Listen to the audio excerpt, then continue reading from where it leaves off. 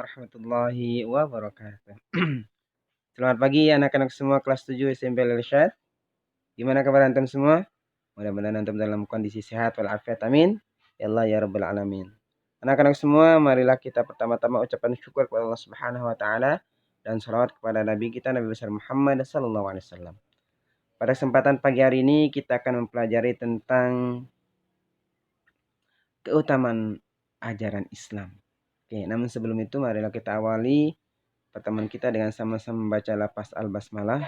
Bismillahirrahmanirrahim. Mudah-mudahan kita berharap Allah senantiasa memberikan atau melimpahkan kita ilmu yang bermanfaat. Amin. Ya Allah ya rabbal alamin. Keutamaan Islam. Oke. Sebelum kita mengetahui secara lebih dalam berkaitan dengan keutamaan Islam ini, maka yang penting kita ketahui adalah tujuan kita belajar tentang keutamaan Islam ini. Mari kita slide ya. Baik. Keutamaan kita mempelajari tentang keutamaan Islam adalah antum mampu menjelaskan ya, menguraikan, memaparkan keutamaan-keutamaan yang dimiliki oleh agama Islam itu sendiri. Dengan apa? Dengan baik dan juga dengan benar. Begitu anak-anak semua ya. Baik. Setelah itu kita lanjut. Oke, ya. Ya, seperti itu ya. Islam itu indah ternyata ya. Keutamaan Islam itu apa ya? Oke, baru kita akan lihat sini. Pertama ya, keutamaan Islam itu. Yang pertama adalah Islam itu adalah agama yang sempurna dan diridhoi oleh Allah Subhanahu wa taala. Itu yang pertama. Yang kedua, agama yang satu-satunya yang diakui oleh Allah Subhanahu wa taala. Oke, itu keutamaan Islam ya.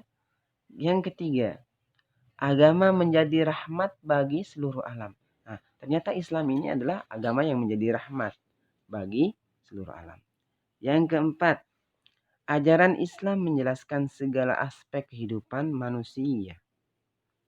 Yang kelima, ajaran Islam sesuai dengan kecenderungan fitrah manusia. Yang keenam, semua penganut Islam akan masuk surga. Masya Allah ya. Amin. Kita semua masuk surga semua ya anak-anak semua ya. Terus yang ketujuh yang terakhir ya. Pahala amal umat Islam lebih besar dari pahala umat-umat terdahulu. Nah, siapa umat-umat terdahulu? Ada umatnya Nabi Musa. Ada umatnya Nabi Isa.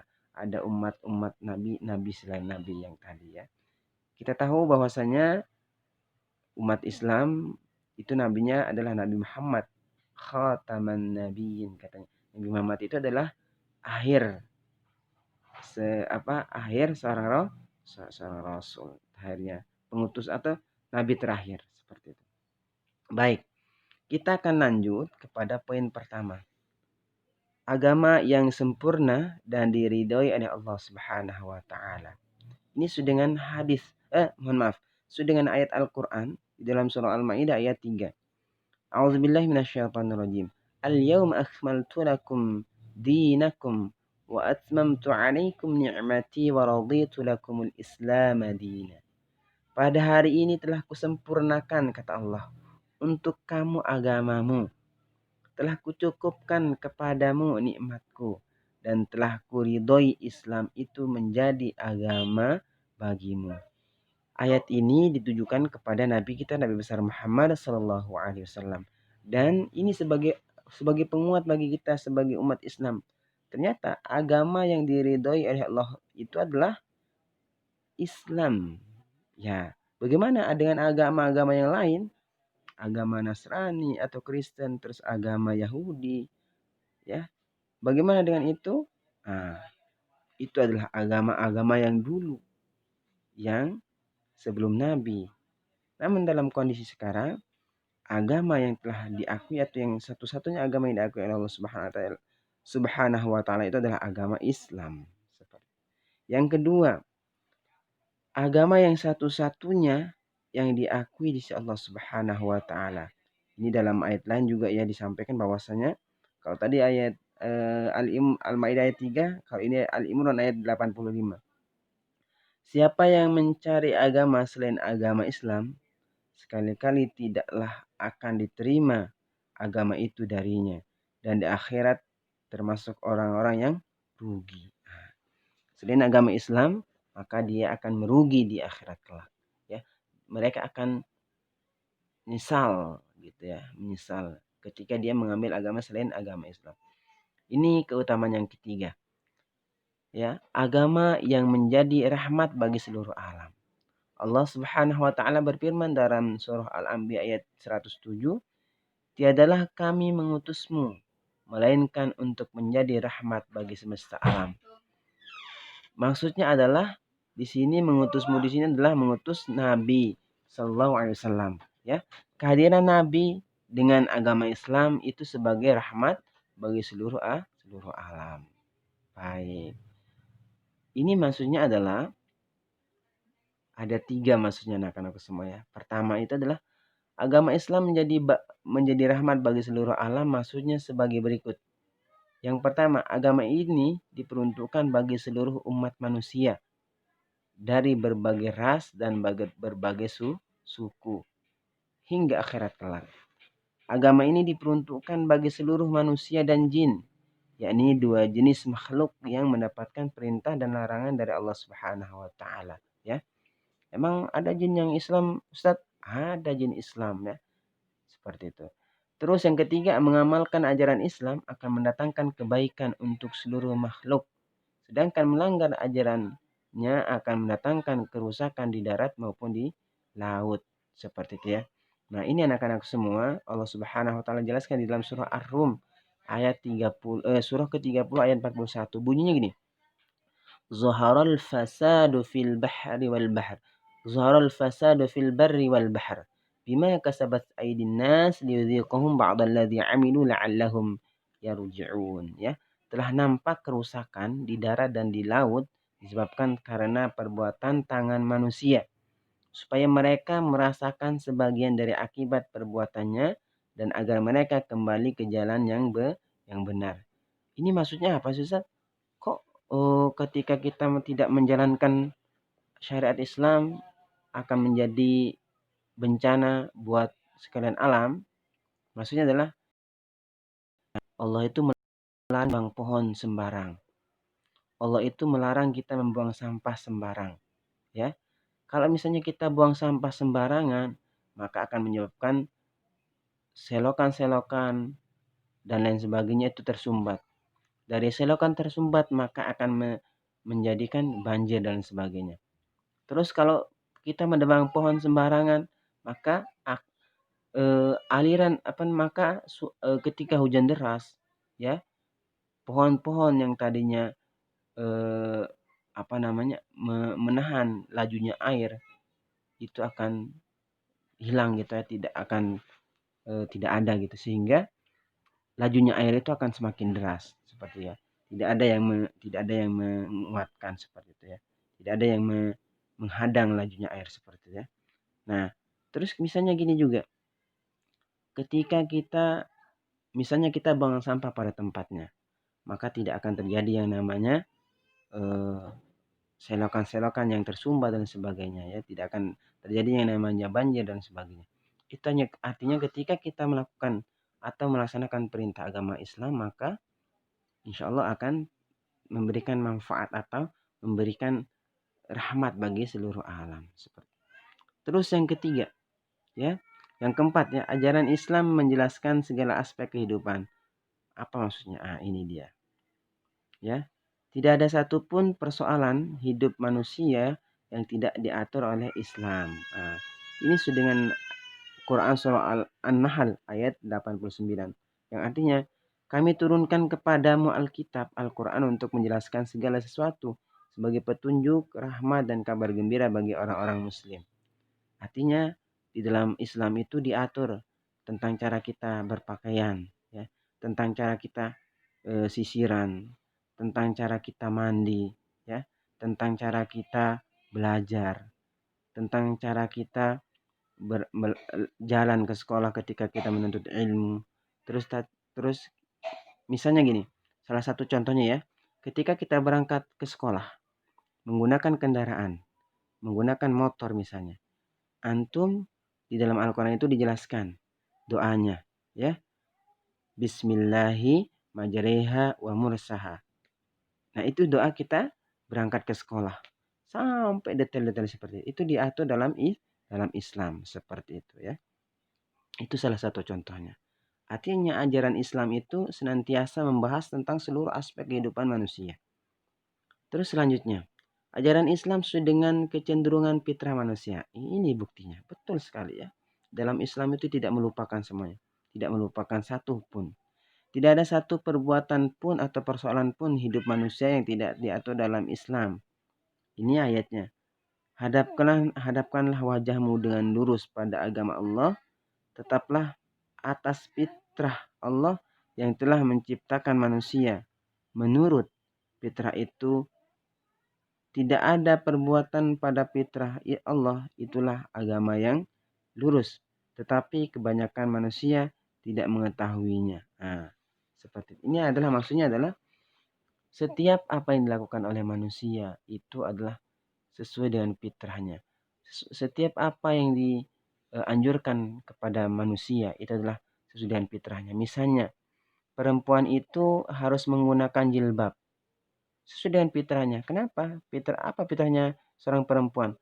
Fitrah seorang perempuan itu adalah menjaga dirinya, ya, menjaga dirinya. Dia tidak boleh memperlihatkan auratnya kepada non muslim atau kepada bukan muhrimnya.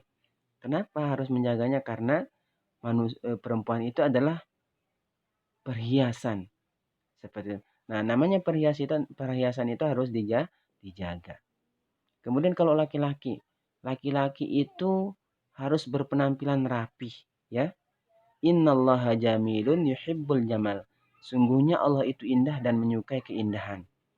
Nah, bagi laki-laki tidak boleh dia atau tidak baik dia ketika tidak menjaga dirinya, mandi, terus misalnya juga tidak misalnya apalagi ya, mandi, terus juga tidak melakukan hal-hal yang baik, yang jelek gitu, begadang malam hari. Karena kalau kita begadang itu tidak akan sesuai dengan fitrah kita. Apa fitrah kita? Fitrah kita adalah kita tidur tepat waktu. Fitrah kita adalah kita dianjurkan sehat. Seperti itu. Itulah Islam, ya. Makanya kita kalau Rasulullah itu terkait tidur malam, Rasulullah itu mengatur. Rasulullah itu tidurnya itu jam 9. Terus bangunnya jam 12 atau jam 1 malam. Kenapa bangun pagi banget gitu ya? Nah, tujuannya adalah bagaimana agar Rasulullah itu senantiasa bisa menyiapkan atau meluangkan waktunya untuk beribadah kepada Allah Subhanahu wa taala.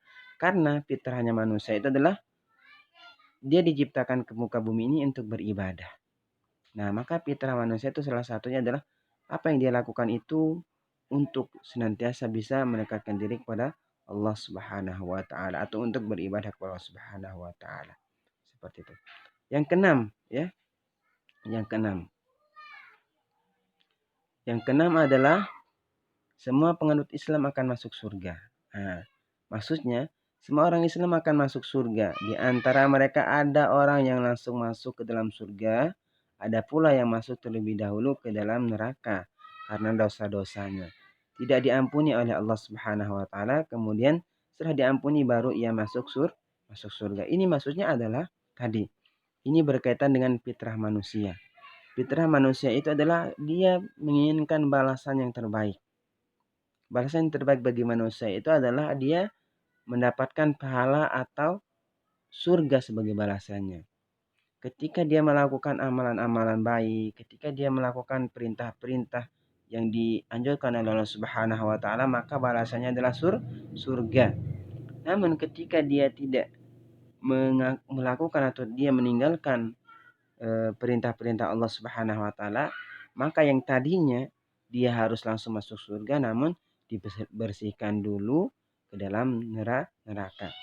Anak-anak semua perlu antum tahu semua, ya. Perlu antum ketahui semua bahwasanya dalam surga itu tempatnya tempat yang sangat bersih, terjaga dari hal yang tidak baik. Nah, makanya surga itu tempatnya tempat yang baik. Maka yang mengisi surga itulah orang-orang yang baik juga, orang-orang yang bersih dari dosa dan sebagainya. Nah, ini berkaitan dengan apa yang disabdakan oleh Nabi kita Nabi besar Muhammad sallallahu alaihi wasallam. Semua umat akan masuk surga kecuali orang-orang yang membangkang. Para sahabat bertanya, "Wahai Rasulullah, siapa yang membangkang itu?" Nabi kita menjawab, siapa yang taat kepadaku, dia akan masuk surga. Siapa yang mendurhakaiku, dialah yang membangkang. Ini artinya yang taat kepada Allah Rasulullah, ya. Apa perintah Rasulullah? Sholat 5 waktu, belajar, mengaji, terus bagi laki-laki menutup auratnya sampai mana, batasan-batasan auratnya. Sebagai perempuan harus menggunakan jilbab, harus tidak boleh menggunakan pakaian yang ketat, yang transparan. Itu adalah umat yang kepada Rasulullah.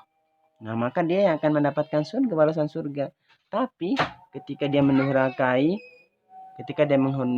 atau melanggar itu, maka dia akan dimasukkan ke neraka dulu untuk dibersihkan seperti itu ya. Terus yang terakhir, pahala amal umat Islam lebih dari pahala umat-umat terdahulu. Ini maksudnya ya. Kan dulu ketika zaman ada umat sebelum umat Islam itu, sebelum Nabi itu adalah umatnya Nabi Isa dan Nabi Musa. Ya.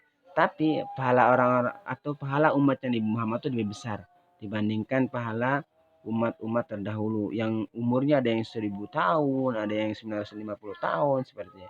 Tapi insya Allah kita lebih besar pahalanya.